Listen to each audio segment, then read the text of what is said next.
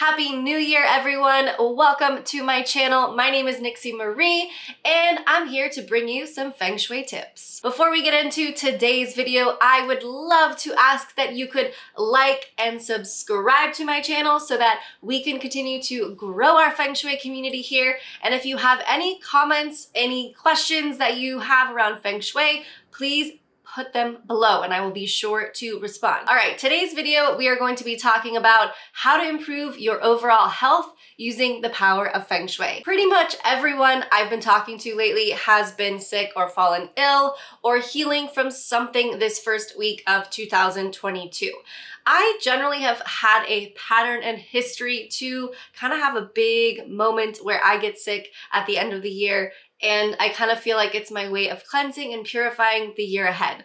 However, this year, I think we're all facing many different challenges, and I think it's time for you to have some tips on how you can enhance your overall chi in your space to increase your health and vitality. I myself just got through a really gnarly head cold, and it reminded me, hey, how does my home feel? How can I increase my chi in my space so that I start to feel better and I can move through my healing process with grace and feel like my space is providing a sacred temple to do so. Stressful environments can actually weaken your immune system and overall mental health. So we want to first start off by looking at our space. Does it feel overwhelming? Is there a lot of clutter? How does your space feel? I am inviting you to look around your home.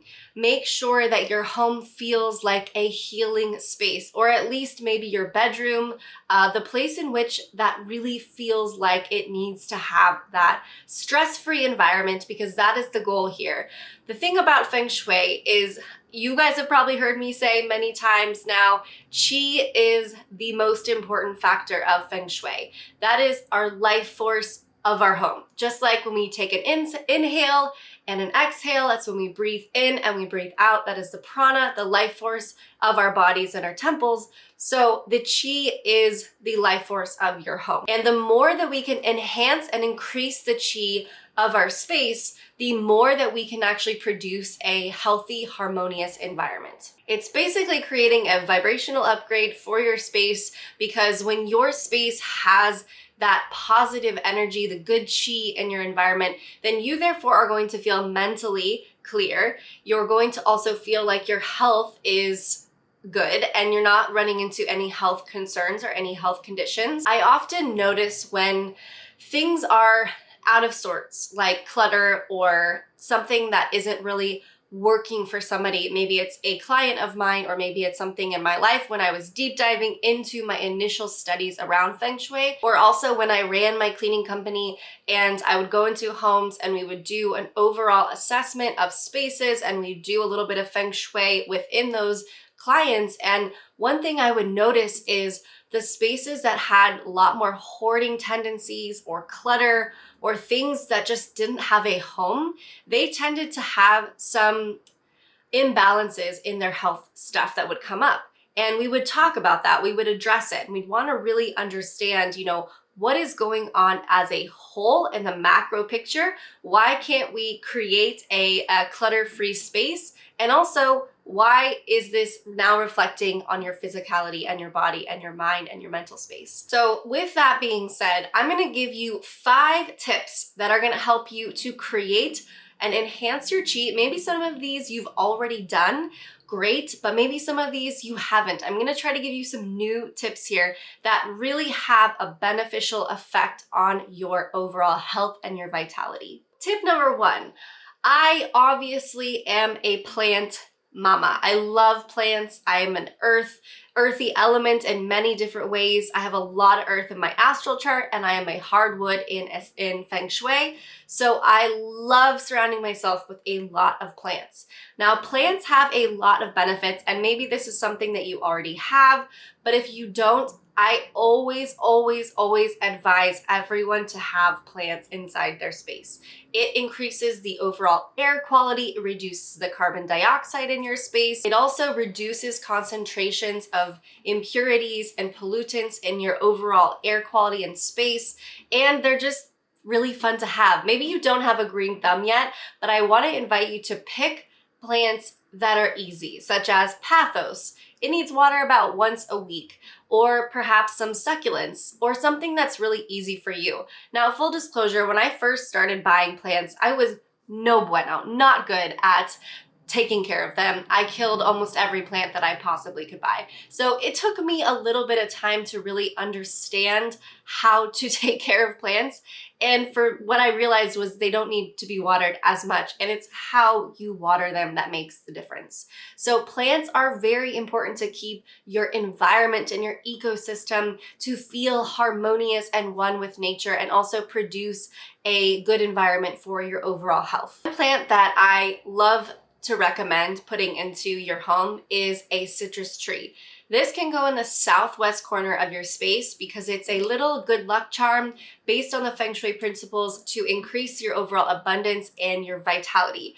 When you think of citrus, it really represents life. You know, when we think of biting into an orange, it sort of has this zesty vibrance that really brings things to life, like the sun. It feels like sunshine. It feels like joy. It's juicy. It's nourishing. It's very sexual in a way, having some of that beautiful citrus running down our face. So think of it that way when you bring things into your home. What is the energy of this plant bringing into you? And oranges, life force. So if you can find a really yummy, cute, maybe it's small, it doesn't need to be a giant, big citrus tree, but something that can really bring that zestiness into your life. And also when you think of oranges, they have vitamin C. So they actually do produce a good, healthy immune system in the actual essence of what they produce for us internally on the inside. Okay, tip number 2 is lighting. Lighting is so important inside of your home. I luckily have a partner who is incredibly in tune and dialed in to lighting. We like to call him the lighting consultant, and he's really good at knowing how to create a vibe with lighting. One thing that we always like to say is good lighting can make you fall in love. And this is true for any situation, because bad lighting, it can create an atmosphere that doesn't give you that feeling of, ooh, this is a mood, this is a vibe. It puts off this very overwhelming, alarming sensation when you're in, let's say, a classroom with all those very bright fluorescent lights. I always get a bit of anxiety when I go into a Target or something like that, maybe even a supermarket or a store that has really intense lighting, because it really affects our electromagnetic field more than we actually realize. So good lighting in your home is so important. Some tips on lighting is in your bedroom, you want to make sure you keep the lights dim. You have a dimmer going on. You don't have too many bright white lights like fluorescent lights in there. You want to keep something that has a mood to it, feels like you can sink into your sleep and doesn't overwhelm you with bright lights, because bright lights in the bedroom doesn't allow for really beautiful, nestled into cozy sleep. The best place that you want to have really good lighting is the space in which you spend the most time in. So if it's a home office, or it's your living room, or it's your kitchen, make sure that you have the best quality of lighting in this space. I'm a big fan of Himalayan salt lamps. I can't get enough of them. I have them almost in every single room in our house. Himalayan salt lamps not only set the mood, but they also produce negative ions into the air, which actually cleanses the air and purifies it. It also increases your overall chi, and it's just really good energy to put in your space. I love keeping my Himalayan salt lamps generally on when I'm not in a room, because then it kind of keeps the energy flowing, and then I don't have to necessarily worry about, the energy of that room if it's been stagnant, especially in guest bedrooms that we don't often use frequently enough. Putting a Himalayan salt lamp and leaving it on will actually increase the overall chi and make sure that chi is moving through your home, even in the areas that you don't often use frequently. All right, number 3, artwork. I am an artist at heart. So for me, artwork is super important inside of a home, and you can use your artwork to literally manifest and tap into your subconscious in a lot of different ways. This is kind of how I like to say it becomes your vision board for your life. When you put artwork up that represents where you want to go, your desires in life, what you're manifesting, what you're calling in. This is a way to really alchemize your energy field and your environment to meet each other right in the middle so you're creating the life that you desire. Now, artwork can be a way to also increase your overall health because it creates a vibe, it creates an energy. And if you're struggling with health right now, or you're going through a challenging time with your health, putting artwork up that has a mountainscape scene, mountain energy, can be really supportive. And I would advise you to put this in the middle, the center, the hearth of your home, because mountain energy actually symbolizes health, and it's very earth element. So when you bring that into your home, the mountain really represents that you are being supported and you're paying attention to your overall health and vitality in your life. Now, mountain also can be a remedy and a cure that's needed oftentimes when we have imbalances in our space. So it's really important that we do have some level and layer of mountain energy in our space. Now, mountain energy can also be an example of what I have behind me here. Mountain energy could also be symbolized as putting bamboo up, anything to you that makes you feel supported. Bamboo is very hard and very structured, so that's actually going to symbolize support and strength in what you need. But again, if you're having issues with your health, what's going to really benefit you is surrounding yourself and your environment with things that really stabilize you and make you feel strong. Because oftentimes when we're sick, we feel weak, we feel tired, we feel exhausted. We don't want to do anything, we don't have any energy to do anything. So we want to create an environment that makes us feel strong and makes us feel held in that essence. You know, it's like when we think about those who are in homes that need to be cared for often, or maybe some of you guys are caretakers and you have people that you care for, your family, your loved ones, your grandmother, your grandfather, you yourself, then we often realize, you know, they don't have the ability to really take care of themselves sometimes. And we want to make sure, and that's why these beautiful homes often really need to pay attention to what their environment looks like and feels like in order for these people to feel like, you know, they can heal and they're in a safe space, because healing is messy. It's not always fun. It's, you know, snot dripping down your nose all day, or it's, you know, diving deep into traumatic spaces. I mean, healing can mean many different things on the physical and in the emotional space.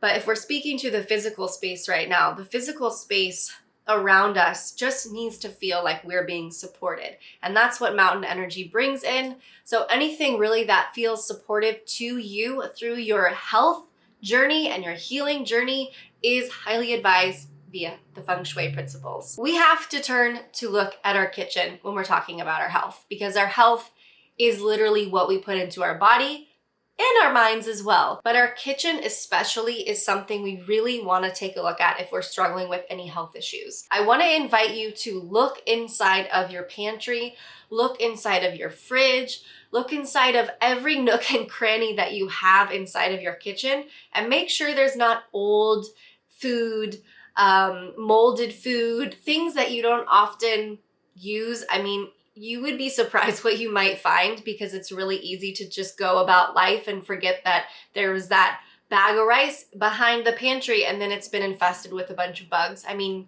there's a lot of things that can happen that you might not realize. So take a moment to just do an overall assessment of what's inside your kitchen. How can you get rid of, clean out, and maybe really clean? I mean, essentially cleaning is a huge factor of keeping your health in good state. So looking at all those layers inside of your kitchen is really important. Another really big thing about your kitchen is your stove.